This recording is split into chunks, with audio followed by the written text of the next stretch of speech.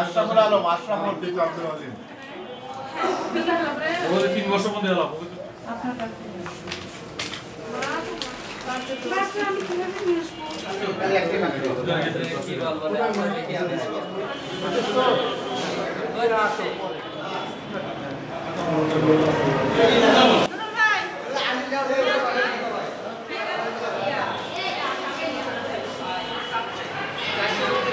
আপনারা ইতিমধ্যে জানেন ঈশ্বরদী উপজেলা কম্পাউন্ডে একটি কুকুরের 8টা ছানাকে পানিতে ডুবিয়ে হত্যার একটা বিষয় ব্যাপক ভাইরাল হয়।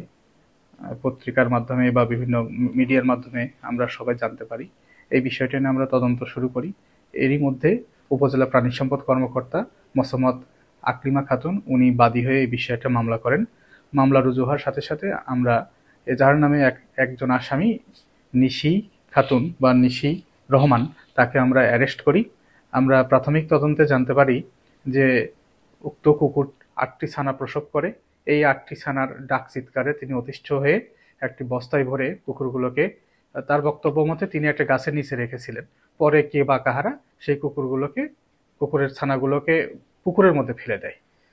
কুকুর ছানাগুলোকে খুঁজে না পেয়ে মা কুকুর ছোটাছুটি কান্নাকাটি করতে থাকে। তখন উপজেলা প্রাঙ্গণে যারা অন্যান্য কর্মকর্তা কর্মচারী আছেন তারা বাচ্চাগুলোর সন্ধান করে।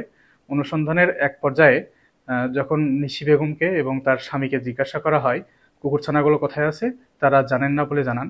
কিন্তু তাদের একমাত্র পুত্র, তাদের পুত্র আফাম, তাদের পুত্রের নাম আফান, তিনি বলে যে আমার মা কুকুর ছানাগুলোকে বস্তায় ভরে পুকুরে ফেলে দিয়েছে। তার দেয়া তথ্যের ভিত্তিতে উপজেলা পরিষদের মালি মোহাম্মদ জাহাঙ্গীর আলম উনি পুকুর থেকে কুকুর ছানাগুলোকে উদ্ধার করেন।